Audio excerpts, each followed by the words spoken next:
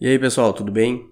No episódio de hoje vamos tratar de um período muito particular da história do capitalismo, que compreende o final da Segunda Guerra Mundial e vai até o início dos anos 70. Nesse período há uma grande expansão da economia capitalista e um certo aumento da prosperidade geral. Esse período é caracterizado como a Era do Ouro do capitalismo. Bora lá então?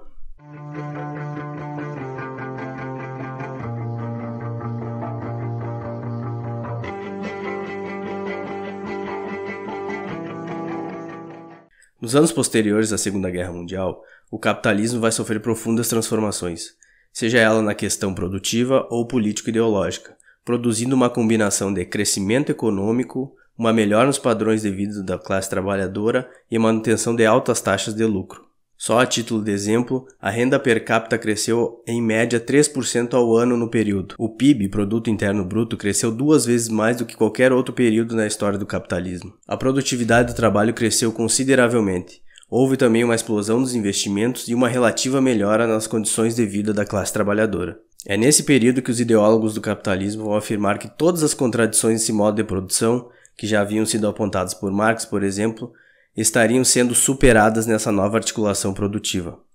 Ou seja, as crises, o desemprego, a miséria e a piora nas condições de vida da classe trabalhadora poderiam enfim ser superadas.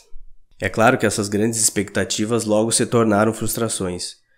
Embora o capitalismo tenha entrado numa fase de prosperidade e de acumulação extensiva, ele ainda permanecia o mesmo. As determinações essenciais da dinâmica capitalista não haviam sido alteradas. Ou seja, em sua própria dinâmica, ainda haveria a possibilidade da crise, do desemprego, da miséria e da devastação da natureza. Mas vamos aos principais aspectos desse período. Do ponto de vista político e ideológico, há uma mudança fundamental na crença no liberalismo econômico para uma forte intervenção na economia.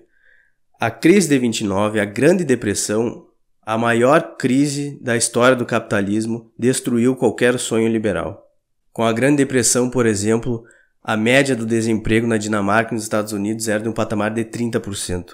Pior ainda na Alemanha, que chegou a 44% no auge da crise entre 1932 e 1933. Qualquer política de livre mercado estava fora de cogitação. Nesse período não havia mais dúvida que as políticas econômicas liberais, o famoso laissez-faire, tinha sido o culpado da crise.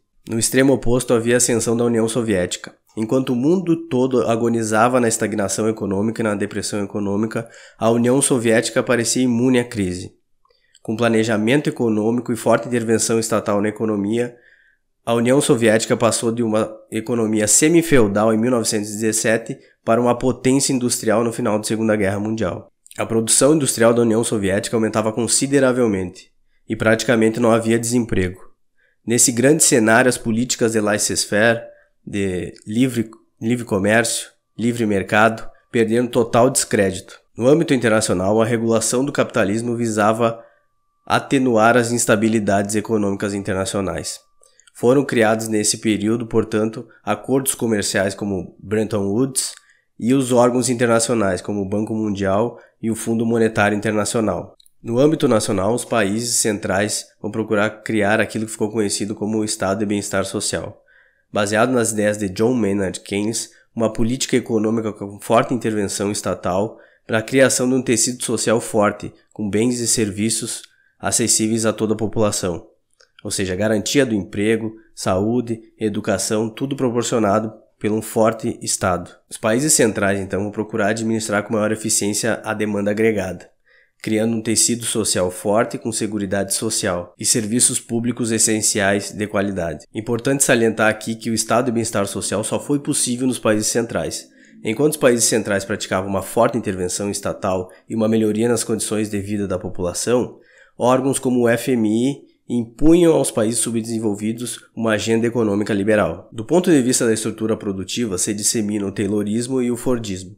Enquanto o Taylorismo compreende que o trabalhador deve executar apenas ações elementares, o Fordismo é aquela grande linha de produção mecanizada onde os trabalhadores que fazem os gestos elementares podem ser conectados a uma grande linha de produção. Essa grande linha de produção industrial vai aumentar a intensidade do trabalho e a produtividade do trabalho, a produtividade do trabalho vai ser fundamental para a garantia da era do ouro do capitalismo. Embora a produtividade do trabalho tenha crescido enormemente no período, o crescimento econômico possibilitou um aumento no nível de emprego, nos países centrais e em menor medida nos países periféricos. Em alguns países, a escassez de mão de obra foi compensada pela mão de obra feminina ou por imigrantes. Essa articulação entre aumento da produtividade e aumento do emprego fez com que os salários reais no período se elevassem consideravelmente, elevando o padrão de vida da classe trabalhadora. O aumento do salário real e a ampliação dos benefícios sociais melhoraram a vida da classe trabalhadora, aumentando seu consumo. E isso era extremamente importante para a era do ouro do capitalismo. Produzir em massa requereria um consumo em massa. Portanto, os trabalhadores entraram no consumo como uma fonte de acumulação de capital.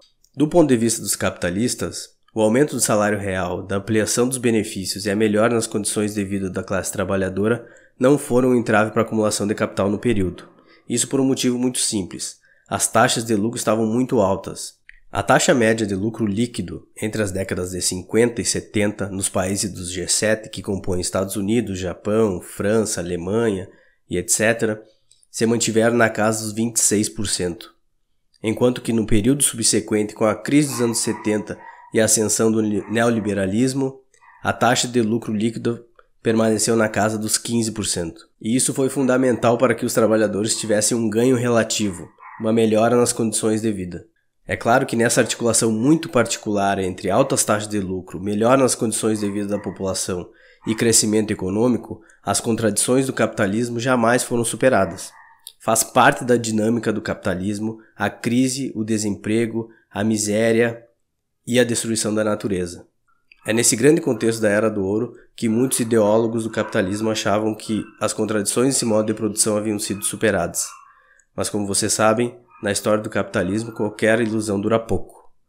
A crise do regime de acumulação da Era do Ouro, a crise dos anos 70 e a ascensão do neoliberalismo vem para destruir qualquer ilusão de um capitalismo inclusivo e mais humano.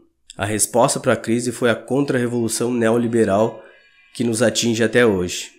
Mas isso vai ficar para um próximo vídeo. Se gostou do vídeo, curte, compartilha, se inscreva no canal, lê a bibliografia que eu vou deixar aqui embaixo, tire suas próprias conclusões e até a próxima.